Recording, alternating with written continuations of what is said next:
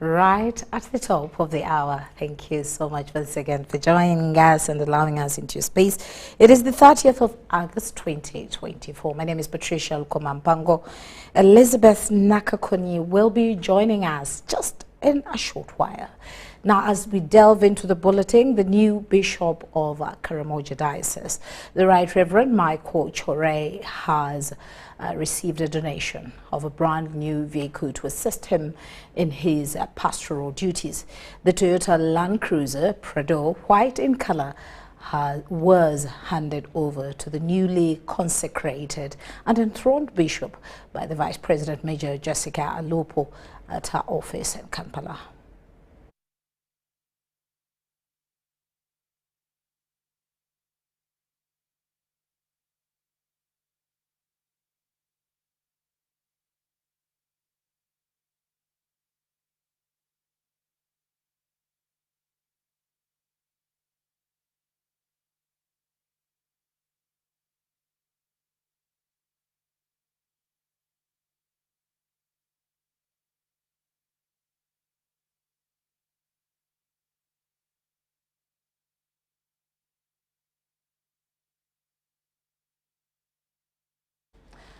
Well, we do apologize for that slight mix-up, but we will be bringing that story to you in this very bulletin, or better still, at 10 o'clock. Now, the Kampala International University Students' Council has appealed to the government to relocate the victims of the Kitezi landfill collapse before schools reopen for the third term.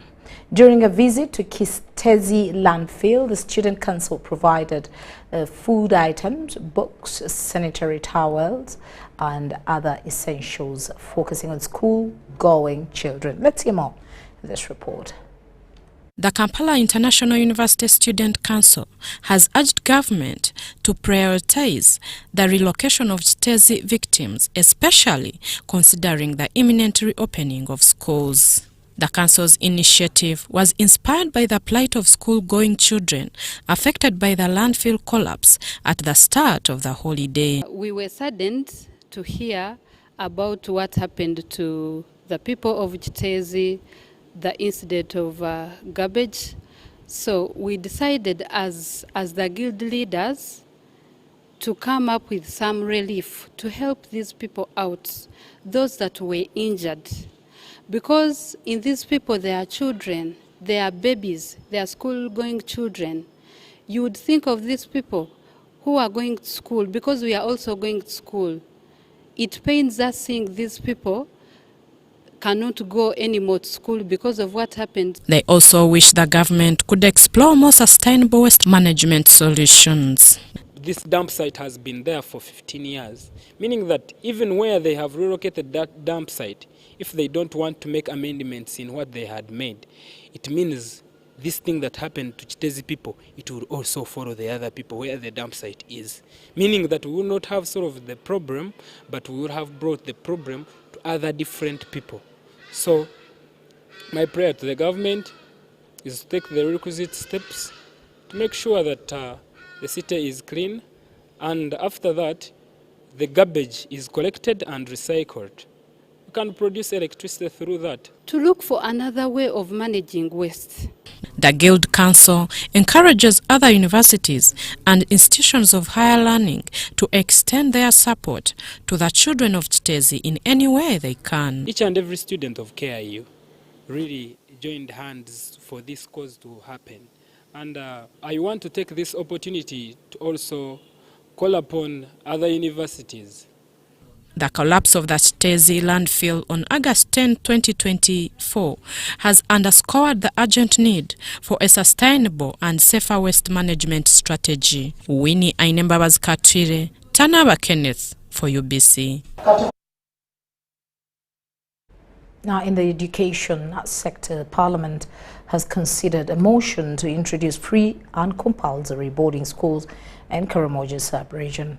The sitting in Gulo has given the government 6 months to study the initiative as proposed by Achia Remigio, the Member of Parliament for Payan County. Remigio urges that compulsory boarding education would enhance disarmament exercise by keeping pupils and students in school.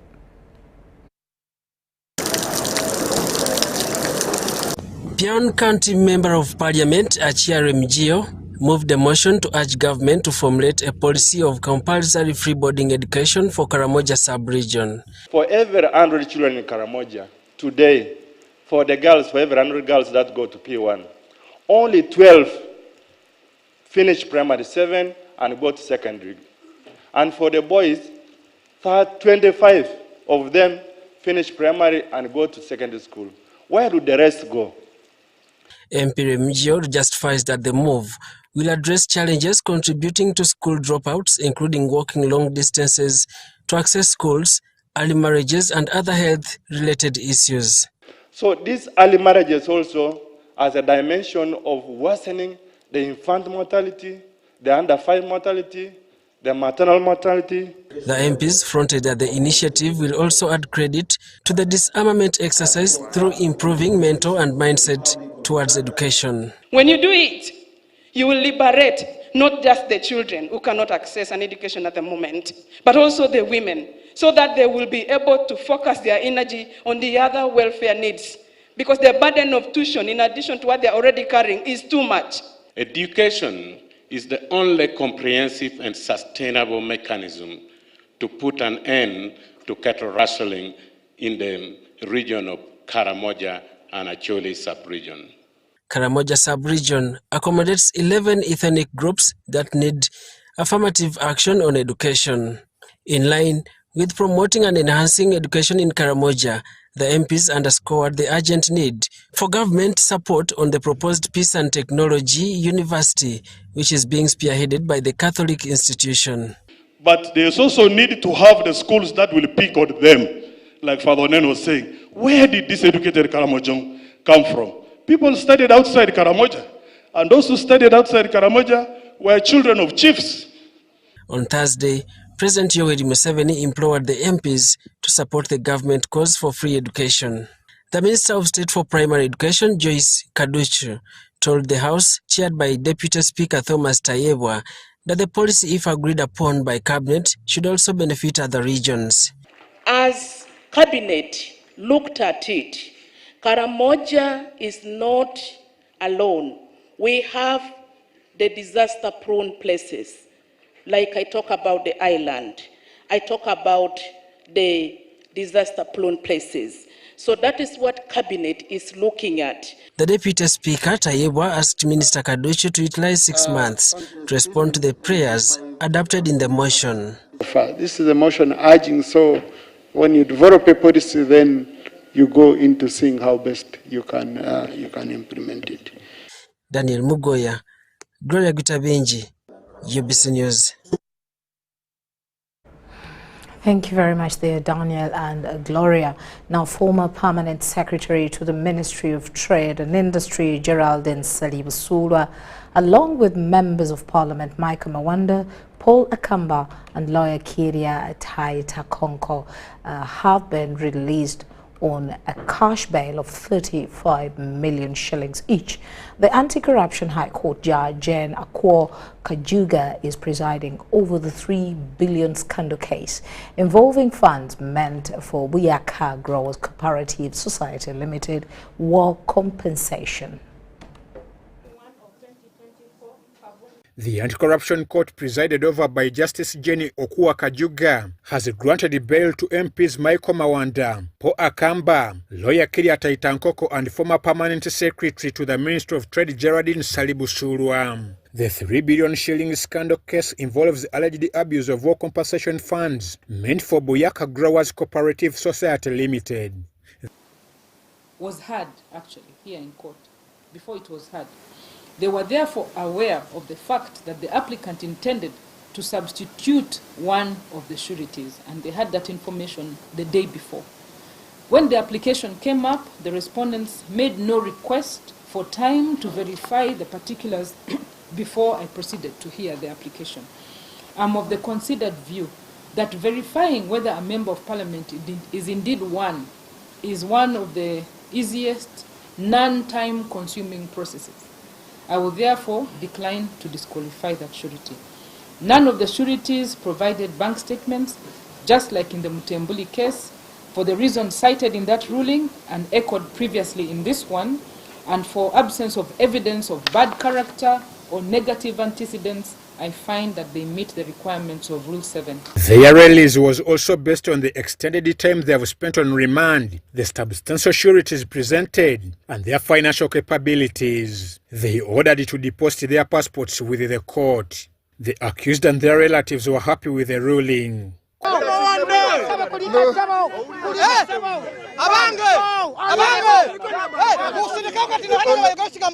The only message I can give you is that I have resurrected, and I will start from where I stopped.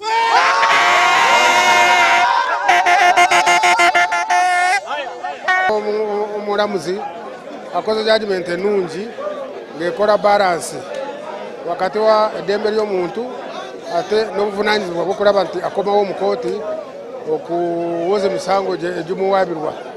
Judgment nungi nnyo kubanga finally abawaabirwa bafunye eddembe lyabwe. He also issued a criminal summons to former State Minister for Karamoja Affairs, Agnes Nandutu, to appear on 16th November 2024 on charges of mismanaging Karamoja iron sheets. I'm very happy. I'm proud to sue the advocate and a friend of Honorable Mawanda.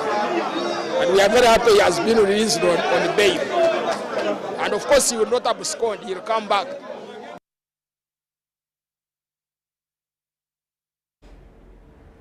Hoping that there is a lasting solution for that. Now, students awarded scholarships to study abroad through the Ministry of Education and Sports have been advised against dropping out to pursue work opportunities in those countries. During the flag-off ceremony for 48 students receiving international scholarships for the 2024-2025 academic year, the Acting Director of Higher Vocational Education and Training at Ministry of Education and Sports urged them to maintain their mental stability throughout their studies.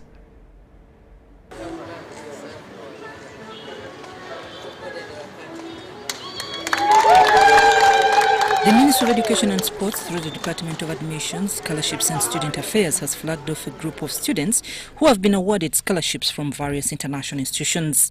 Scholarships have been provided by countries including the UK, Commonwealth, China, Hungary and Cuba, covering undergraduate, master's and doctoral studies. The awardees, including 14 students bound for universities in Hungary, were selected after participating in national and international competitions and online assessments. They were chosen from a pool of highly qualified candidates. And I appreciate the Ministry of Education. It was a tight journey, very many processes, the interviews, the examinations. It wasn't an easy one, but I thank God that I was able to make it.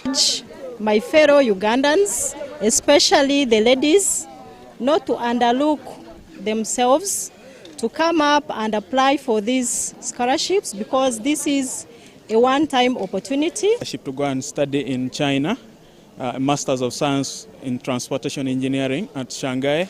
To show that Uganda has intelligent personnel, Uganda has intelligent students that can compete with the international students to bring the best not only into our country.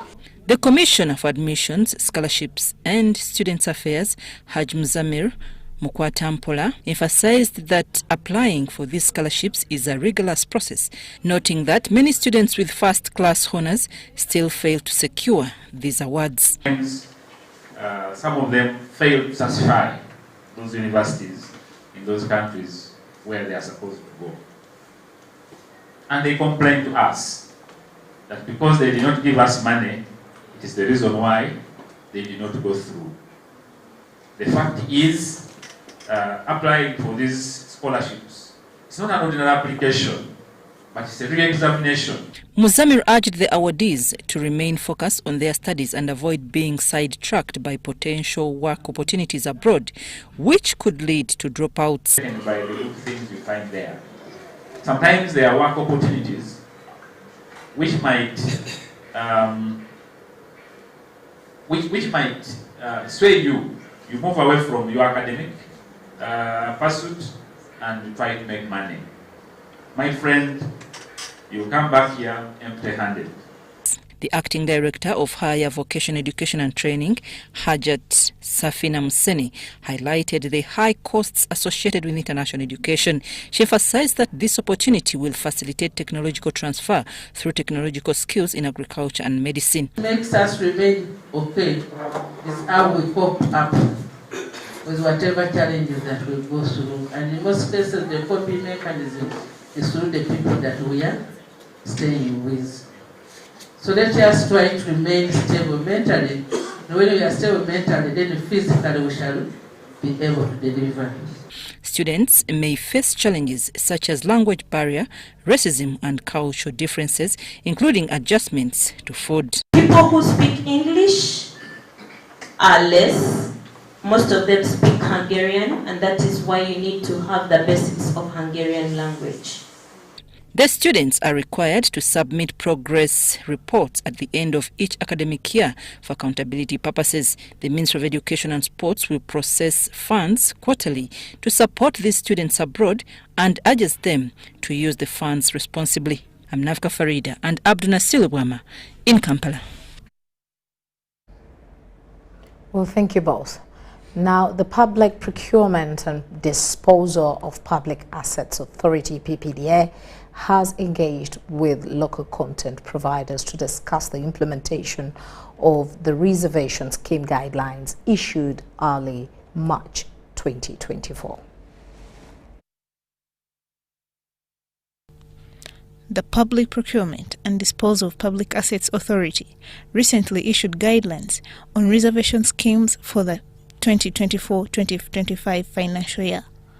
The guidelines are designed to prioritize local providers, including those from the East African community. So their biggest request is that we strengthen the monitoring, we strengthen the procedures to ensure that the reservations work. And that's one of the things we have learned from here, that we are going to look at our documentation again and see where are the gaps. To enhance local content, Engineer Abdon Atwine highlighted the importance of breaking down projects into manageable sizes to address some of the challenges faced by local manufacturers. To implement local content, we need small contracts.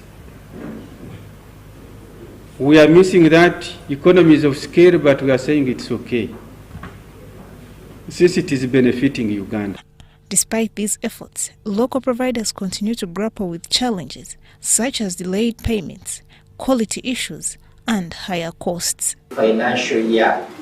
Because one of the biggest challenges we are having is that most of the funds which are allocated relate to the financial year.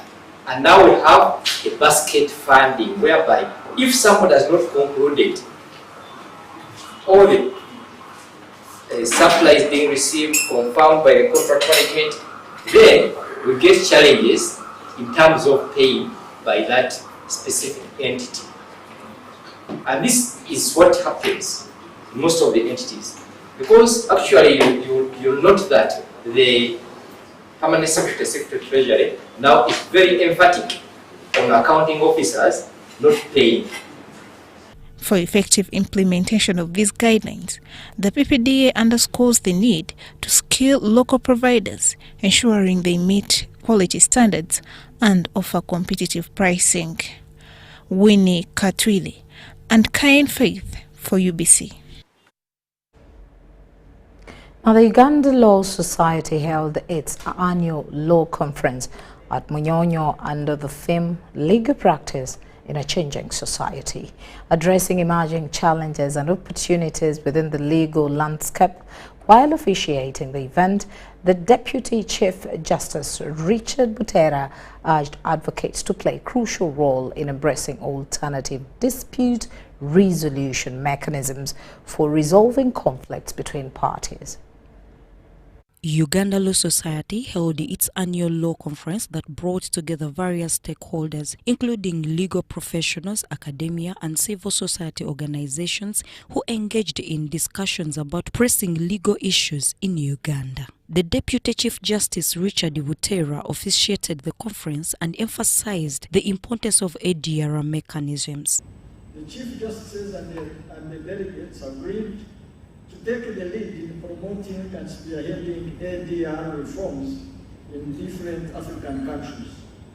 They also agreed to establish a standing Chief Justices Forum on ADR that would further promote the use of ADR in resolving disputes between citizens and govern disagreements between the citizens and the state. The president of the Uganda Law Society, Bernard Owundo, highlighted the need to uphold the rule of law in the country. But also for the record, for those who are tortured, the Uganda Law Society has actually filed a suit against the Attorney General to ensure that rights of those who are protesting are not violated. Among the issues tackled was the recent arrest of protesters during the march to Parliament.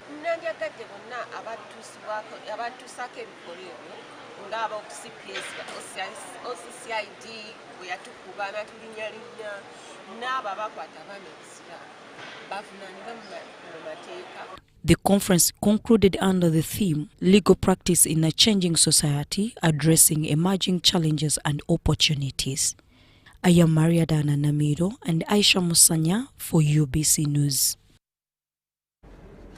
Now, the government is currently reviewing the Fertilizer Act of 2006, aiming to amend it to eliminate fake fertilizers from the market. This was disclosed by the Minister for Agriculture, Animal Industry and Fisheries, Frank Tumwebaze. The government, through the Ministry of Agriculture, has assured farmers that steps are being taken to address issues of fake fertilizers on the market. The Executive Director NARS, Dr. Samuel Mugasi, represented the Minister of Agriculture, Frank Tumwebaze, revealed that the National Fertilizer Act of 2006 is being reviewed to curb the sale of fake fertilizers, which have contributed to significant losses among farmers. Once the fertilizer law is reviewed and enacted, the problem of fake fertilizers will be addressed. And I would like to assure all of you that the government is aware and measures are being taken to make sure that farmers access quality fertilizers. He emphasized that the project comes at a time when some Ugandans are engaged in agriculture. He pledged the ministry's support for the project's success in achieving the Sustainable Development Goals. As government, we are committed to supporting this project to ensure that it achieves its objectives, because once this project succeeds, we shall be succeeding as a country. On that note, I declare the fertilizer financing for sustainable agriculture project officially launched. The country director of AFAP, Joel Kakaire, mentioned that the project targets 400,000 smallholder farmers nationwide. We are making sure that there is responsible use of these inputs, the fertilizers, because that's where we have involved the aspect of soil testing. And we are closely going to work with Makerere University to make sure that farmers are able to apply the right fertilizers at the right time, the right amounts, and from the right sources. In terms of coverage, the project is supposed to cover the entire country, so it's based on the hubs that we onboard, those that have been given to us by the different suppliers. Kalihangabo Mary Claire, coordinator of the African Fertilizers Financing Mechanism, highlighted that the partnership with AFAP will help agribusiness dealers, farmers access certified fertilizers at nearby locations. The trade credit guarantee is going to be issued to suppliers who are going to avail input to herb agro dealers on credit, and fertilizer will be distributed downstream through retailers and to smallholder farmers. Business dealer Agnes Mbabazi called on stakeholders to join efforts in combating the sale of illegal fertilizers on the market. You have to come up on the forefront, support the government, come up with all the demonstration plans, demonstration farms, work with the farmers and ensure that your distribution your quality, and all that you do with your fertilizer is actually up to date. Without doing this, we are facing a disaster sooner or later. The 3-year fertilizer financing for sustainable agriculture management project will also support soil health activities and provide training on good agricultural practices, among other means of improving agricultural productivity. The project is funded by African Development Bank and implemented by AFAP. Sada Mubale, Andrew Sebira, UBC News. Okay. And as we head back to a top story, the new Bishop of Karamoja Diocese, the Right Reverend Michael Chore, has received a donation of a brand new vehicle to assist him in his pastoral duties. The Toyota Land Cruiser Prado White in color was handed over to the newly consecrated and enthroned bishop by the Vice President Major Jessica Alopo.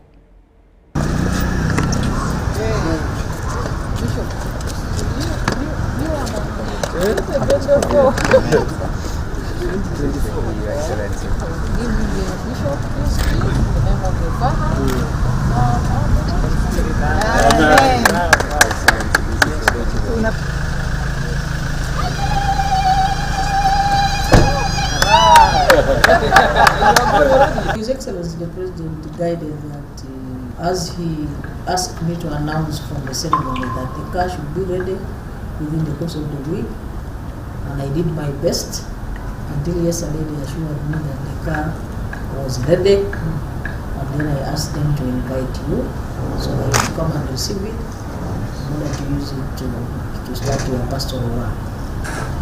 Besides that, I want to congratulate you again. It's not just an undertaking which is the usual one. It's a very rare undertaking of pursuing the line of being a religious leader, but also being a religious leader going through stages, going through all those ranks up to the one of the bishop. So it is a clear testimony that you are among those who are both called and chosen. And we expect that you will be now a fresh brain in trying to refine the relationship of all the people of Karamoja in brotherliness, but most importantly also in prosperity, working for government programs and changing the lives of people in their home states, Karamoja being one of the areas which is impoverished in the country. So we really look forward to a fresh and new appointment of the bishop in the region to leverage that wisdom to help the government also to propel the programs. And you also talked about it. So we will not forget that Bishop's charge. You are interested in their spiritual well-being and also their physical well-being. And His Excellency the President has accepted to buy those books of the Archbishop, the 5,000 books for all the interreligious council members. Yes. And anything that you would like to relate to His Excellency the President, you feel free to relate to us. We shall get the message to him. So we are here available. We are at your service as Christians first and foremost. Secondly, as your daughters, but also thirdly now as leaders. I'm not beginning from vacuum. There have been those people who have laid foundation on which I'm coming to build my other predecessors. So I pledge to follow their footsteps and do what they have been doing, especially in ensuring in our own capacity as a church that we develop our people spiritually, and socially, and emotionally. Government systems, and we have seen how the church has benefited from working closely with the government. And also, we now have some peace in Karamoja, and it is government effort. And we are going to add efforts of the church in preaching peace. So we want to thank the government of Uganda through the forces and all systems that has been able to pacify the region. So Karamoja will never be the same again. Jose has done a very strong foundation for Karamoja in all angles. I know the area is wide, but now that you have given me this means of transport, I will use it so much and exclusively for pastoral work. With my team here, we will use this means of transport, this vehicle, to enable us to reach so that we can function as a diocese.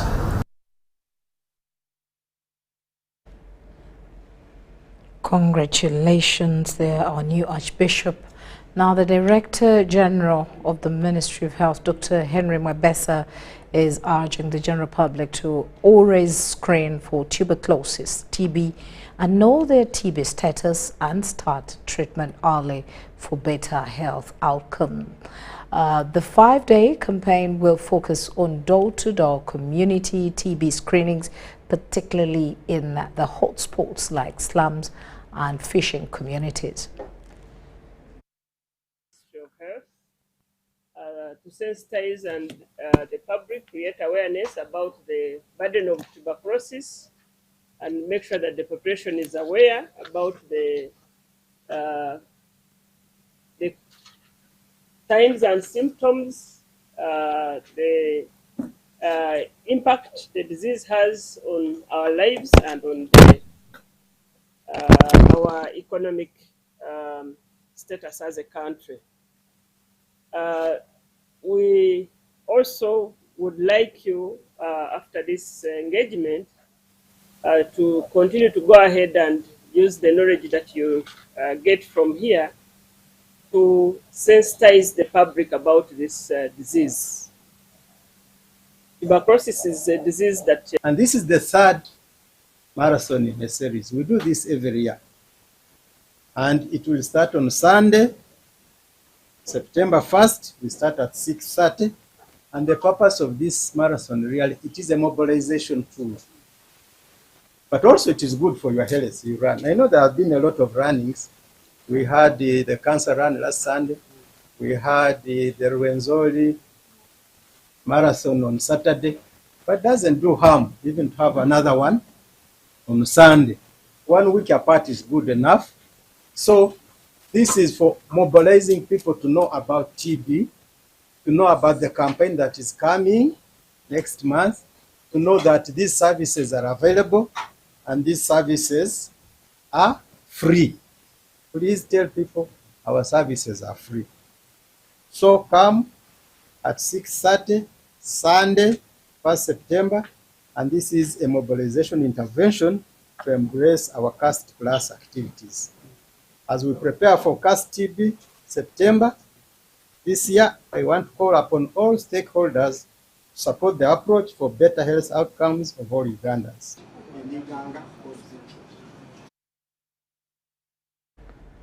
Now, Kakure Seed Secondary School in Kalachi District has partnered with parents to construct a dormitory for girls to ensure that their safety is intact. This initiative aims to address the risks faced by parents who have been traveling long distances to escort their daughters to evening study sessions. Parents of Kakure Seed Secondary School in Kalaki District are escorting their daughters to evening preps due to concerns about potential assault on their children by crooks. From last year, when we got UNEP center number and we intensify on revision by our learners, candidates, parents from last year started escorting their children, trekking for over 3 to 4 kilometers every night. Local leaders have expressed concern, noting that their girls are at risk of being assaulted at night if their parents are overpowered by the criminals. As they may meet these Okadibongo boys, who will end up even maybe beating up the old man and end up raping even the girl. So the security of that girl is demanding. That same parent you see walking at night is also putting himself or herself at risk. They also observed that this situation could expose the remaining children at home to criminal activities, as there would be no one available to protect them. We cannot have a parent leaving his home at night to escort one kid, and then you leave the others exposed. How many children does he have at home? Who is protecting them while he's walking with this one girl? To mitigate these risks, the school has partnered with parents to construct a girls' dormitory. The pressure is coming from the parents. They are showing the interest, they are showing the demand for it. And if we had the hostel earlier on launched or started from 2022 when it was handed over to us, we would have a bigger enrollment even than the 691 that I have today. However, the completion of this 300 million shillings project may be delayed due to insufficient resources. This project, I need a maximum of between 260 millions and 300 millions can be able to complete this project. What do you have so far? So far, if I would call, I've already used. But what I have is over 5 million in the school account, which we are going to use for the development of this material that we are going to see into a structure. While launching the construction, the Member of Parliament for Kalaki County, Dr. Kenneth Ongalo Obote, pledged his full support towards the completion of this project. Our focus for a permanent solution to that problem should be really to finish this construction as quickly as possible so that we save parents from having to do that. Oko Joseph, UBC.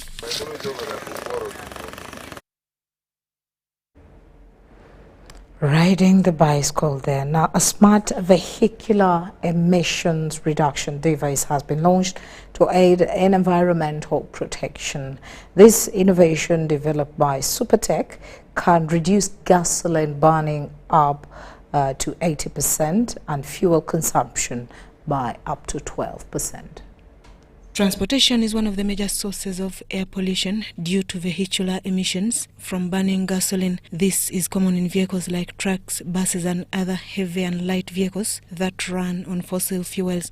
The burning of fossil fuels produces harmful gases such as benzene, which pose significant health risks and also contribute to climate change. Alarmingly, 9 out of every 10 residents in the city of Kampala are inhaling polluted air. You can imagine all of us in this room. In 2021, Kampala, Uganda's capital city, was ranked among the most polluted cities with particulate matter levels exceeding the World Health Organization recommendations.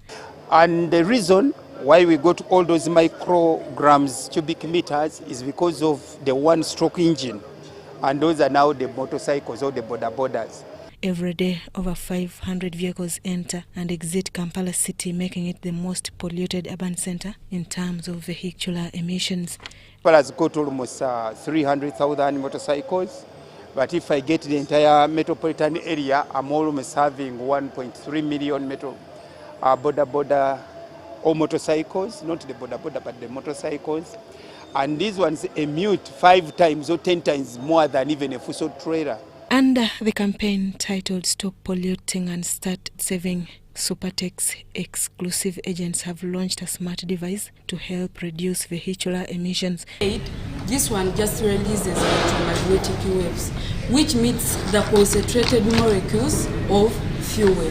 When it meets the concentrated molecules of fuel, they weaken, so that when it reaches the combustion chamber, it is fully burned and fully utilized. The eco-friendly device, which can be installed in vehicles and motorbikes, is designed to reduce gasoline consumption, offering a solution for ecosystem protection. If widely adopted, the device could reduce gas emissions from fuel burning by up to 80%, cut fuel consumption by up to 12%, and lower vehicle maintenance costs. Combustion optimizer designed to deliver a substantial reduction in gas emissions up to 80%.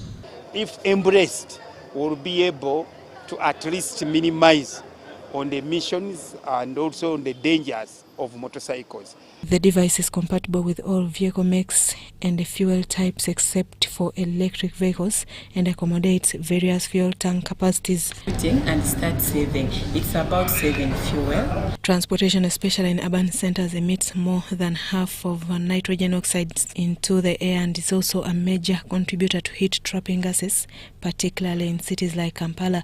Susan Naung and Michael Bakabulindi reporting for ABC TV.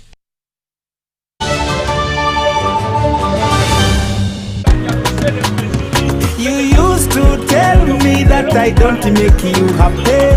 All that time you would be complaining. I'll call you every day, yeah yo, baby dondolo. You can now get all the Chibuzi out with MTN voice bundles. Call all networks Kubei Dondoro.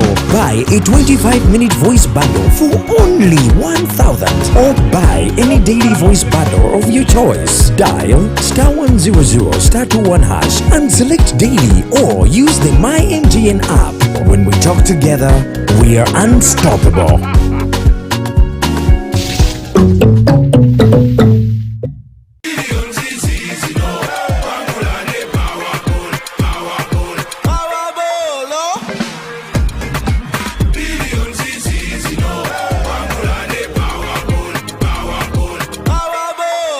Once upon a time, there lived identical twins who gave birth to beautiful princes and princesses. Their mothers gave their babies' bodies a lot of care by applying on their skin with baby Junior jelly.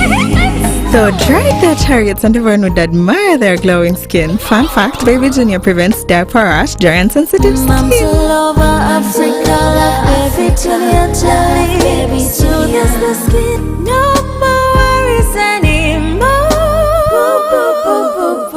Baby Junior. Baby Junior. Sometimes, the pressure of paying taxes can feel overwhelming. The temptation to cut corners and under-declare your income may creep in. But before you make that choice, consider the cost. Under-declaring taxes might seem like an easy way out, but the consequences can be severe. URA offers resources and payment plans to help you manage your taxes. You can pay in installments if it's difficult to pay in full. Transparency is key. Avoid penalties and unexpected liabilities by reporting everything accurately. To report corruption, call URA on our toll-free lines. Uganda Revenue Authority. Developing Uganda together. It's true what people say, that when I wash and you wash your hands with soap, we'll have less infections as Ugandans. After all, it's hands that handle money. It's hands that feed us, hands that prepare soil for farming, hands that we use to learn, and hands that we use for fun. When I wash and you wash, it means clean hands for all. So, wash your hands with soap and clean water regularly to keep away infections and disease-causing germs. This message is from the National Hand Washing Secretariat with support from UNICEF. Where does it come from? That thing that makes us Ugandan. Some say it's in our history, in our culture, and in our hearts, in our warm smiles and vast miles of coffee. It's in our inherent pursuit to always be better, to never stop growing and glowing. We are a nation of sweat and skills, a nation of ideas and inventions. But what truly makes us Ugandan is our quest to invest in agribusiness, manufacturing, tourism, infrastructure, health and education to improve the quality of life of Ugandans. That's what makes us Uganda Development Bank. We can do better. Uganda Development Bank, inspiring development.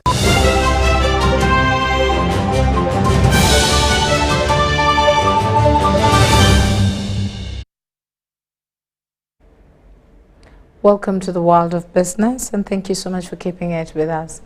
Now, in business, the second day of the 8th High-Level Economic Growth Forum has featured presentations, panel discussions, and network sessions focused on Uganda's economic growth strategies. The forum concluded with a call for stakeholders to work collaboratively towards achieving both local and international economic goals.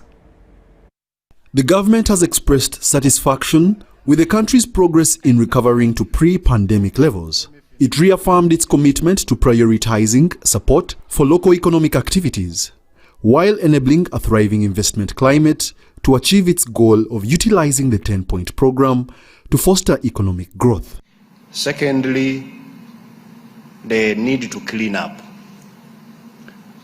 Cleaning up by fully implementing the existing laws, but also by enforcing the regulations that we have. And number 3 is the skilling up. The skill up requirement by ensuring that we can work on the productivity of Ugandans. Tourism, manufacturing, agro-industrialization and mineral development are some of the major sectors being prioritized. I call upon Ministry of Finance, let's have a harmonized tax policy where we don't say we don't want to pay taxes, but we don't want to pay 27 taxes, 7 licenses. The linkage between oil and gas and tourism. Uganda is currently having 15,000 oil experts living in temporary camps at about $60 a day. All the captains in tourism, they are suffering with 30%, 15% occupancy. In oil and gas camps, $60 is full-time occupancy for 5 to 7 years. Meaning, this would have been a leapfrog, a launch pad for us to put the Chobes, the Mweyas, the Paras, the Afrikaners, 100 of them, or 120, the mountains of the moon, would accommodate all the oil workers for 7 years. So that this high-end tourism we are talking about, I don't know why we did not have a linkage. The role of local government in tourism infrastructure development. I visited Arur, and I can tell you, if you don't do something there, sooner or later people will start suing us, because getting there and coming back, I mean, it's really dangerous. On the continental scene, it was emphasized that African countries need to harmonize standards at all levels of economic integration in order to fully benefit from the African Continental Free Trade Area. So, Bank of Uganda has now worked together with the rest of the financial sector to operationalize what we call ESG frameworks to facilitate sustainable financial system in Uganda, aware of the fact that the financial sector can only be sustainable to the extent that the community, the environment in which it operates is sustainable. So I think ICT can play a role, but I think formalizing the retail sector as well as low-skilled domestic services is going to be critical to bringing good jobs to people without, high levels of education. The 8th Economic Growth Forum is an annual conference that has become a platform for action-oriented conversations and plans, bringing together government, private sector, and the international community as a pool of knowledge to harness minds and resources for driving economic growth. The A in your ATMs clearly takes the day. The forum closed with a commitment from all stakeholders to work together to close gaps and accelerate economic progress in the country. Wadulo McArnold for UBC News in Kampala. Still in business, the Microfinance Support Center has organized a peer-to-peer exchange program to elevate Emyooga SACCOs across the country. At 63 years old, retired teacher Monica Tumsimi from Bushenyi Municipality is proving that age is just a number. With modest 2 million shillings from the Emyooga Fund, she ventured into mushroom farming, turning her passion into a thriving business. As the chairperson of the Bushenyi Women's Entrepreneur Emyooga SACCO, Monica now manages an impressive 100 mushroom gardens. She shares that this venture is not only empowering her economically, but also serves as a natural remedy for her health challenges. Because when we are taking mushrooms, you cannot grow fat, you cannot get pressure, you cannot have this diabetes. So it has really helped me. And for the income, it has really improved because I have so many grants whom I also help to pay school fees for them. Monica's vision extends beyond her own success. She's determined to create more employment opportunities by adding value to her mushroom products. Yeah, because in 5 or 3 years, I'm seeing my project is expanding because I wanted to add more value in what I'm getting. Because when I will be selling these ones, I have already started small of adding in bukeje to make bukeje and mushrooms. In Isingiro district, the Emyooga program is making significant strides with an estimated 80% of its implementation complete. Resident District Commissioner Adan Sima highlights the program's positive impact on communities. Emyooga program on the ground, I want to appreciate all the beneficiaries that as of now, when you come on the ground, you can see something and tell that Emyooga program is doing very well in Isingiro. So I want to emphasize the groups that let's continue working together. Let's work as a team for the benefit of this program. Located in Kabirebere Town Council, the Isingiro North Produce Dealers Emyooga SACCO, with 15 million shillings in seed capital, is boosting household incomes, especially for women, through value addition in grains and high-quality trading, leading to sustainable growth. Women around the nation, around Uganda, please embrace the Emyooga program because we didn't have capital. Some would be having a plan, want to work, but didn't have the capital. But the Emyoogas came, and mostly those into produce. Make sure you harvest, make sure you bulk, get where you can bulk your produce from, because when you bulk, you get better prices. During a benchmarking exercise by the Microfinance Support Center, Emyooga SACCO leaders in the Chigezi sub-region engaged in a peer-to-peer exchange to learn from the successes of Emyooga in Ankole, which has remained resilient for long-term benefits. We've learned how we can make mushrooms from smaller gardens. You put in like 300, and at the end of the month, you find yourself getting millions. Initially, I was saving little, but now I know where to save my money such that it can help me in future purposes. I'm going to take back the news that every board member, we have to increase our share capital. At Mohamed SACCO in Kabohe Town Council, Shema District, the SACCO has grown from just 320 shillings to a financial powerhouse, expanding across 13 districts with a portfolio exceeding 33 billion shillings. Emyooga SACCO leaders are encouraged to maintain strong and innovative leadership for sustainable growth. And understand what their members want. And the good thing I found with SACCOs, Emyooga SACCOs, is like they have specific categories. So we know our members and we can clearly understand whom to approach for growth or mobilization. Emyooga is lifting grassroots communities into the money economy, becoming the government's most successful prosperity program by focusing on value addition and sustainable growth. Charity Marion Imnat and Robert Baita, UBC News. Now, MTN Uganda, through its mobile money Momo brand, has started its international remittances campaign, which will reward over 100 lucky winners with round air tickets to cozy places around the globe.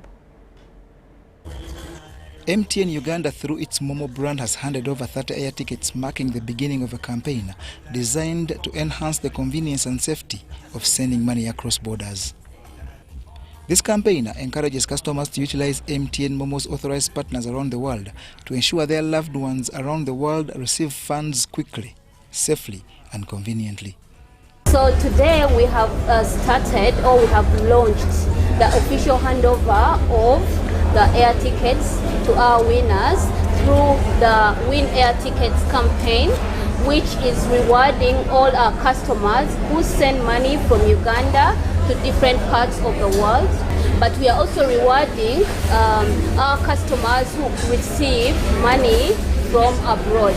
The MTN Momo International Remittance Campaign is a key initiative within MTN's broader Ambition 2025 strategy and is in partnership with others like Uganda Airlines.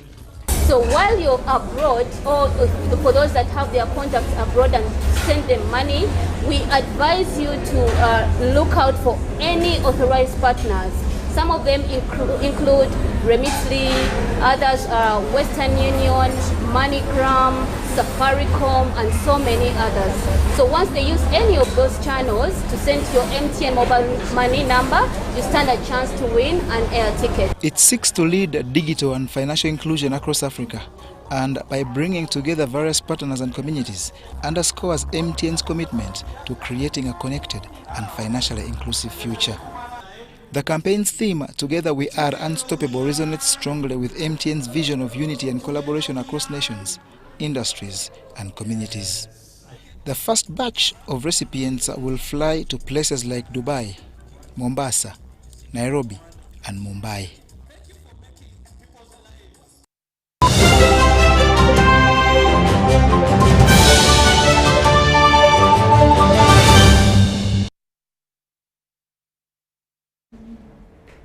And in sports, Uganda has witnessed action at Paris 2024 Paralympic Games that have entered day 3 in France.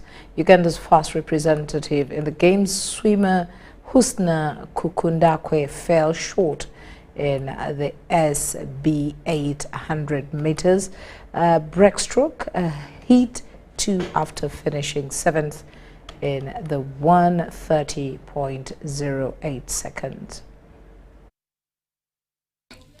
Uganda's first representative in the games, swimmer Husna Kukundakwe, fell short in the SB 8 100 meters breaststroke heat 2 after finishing 7th in 1 minute, 30 seconds and 8 microseconds.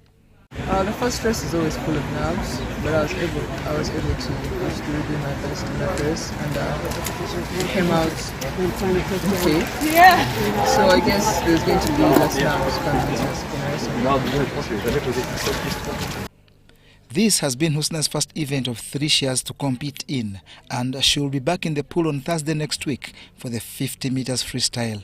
My race today went okay, and I'm mostly now focusing on this race, freestyle, and I fit. So I have lots of, not lots, but I have enough training time to rest, recover, and perform.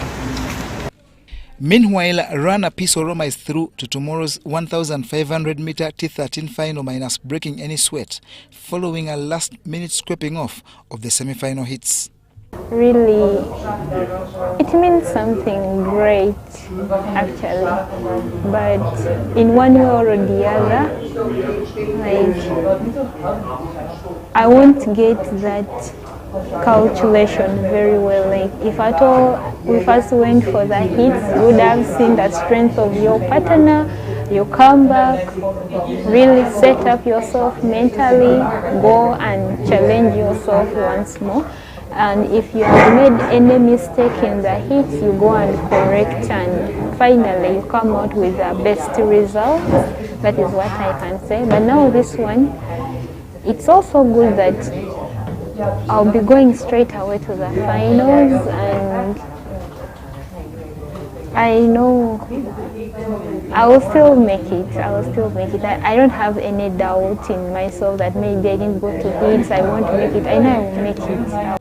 Uganda's most successful para-athlete, David Emong, who won silver in 2016 and bronze in 2020, starts his search for glory on Saturday in the 1,500 meter T46 final at the Stade de France. In Paris, Uganda is represented by 4 athletes from 3 sports disciplines that include athletics, swimming, and powerlifting.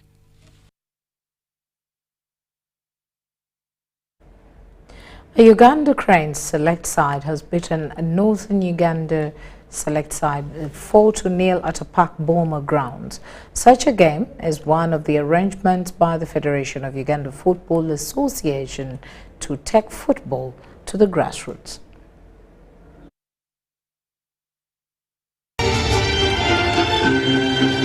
We celebrate our nation.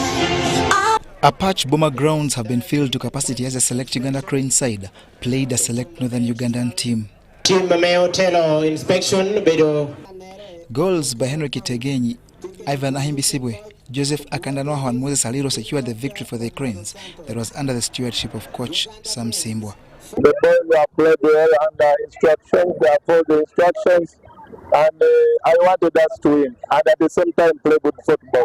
I think we have done both. We have played well and we have won the game. So it's a statement to Kitara FC. They should wait for fire because we have seen almost everybody played very well. The Uganda Cranes select side now focuses on the FUFA Super 8 third place engagement, in which it plays Kitara Football Club on Sunday at the MTN Philip Omondi Stadium in Lugogo.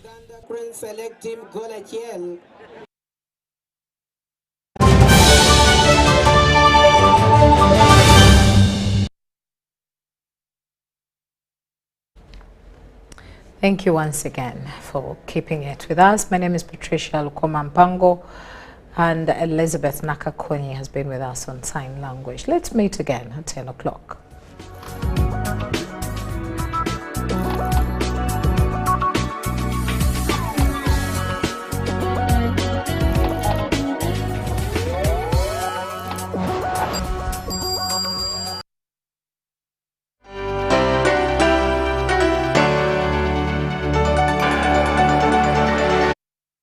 UBC, inspiring Uganda.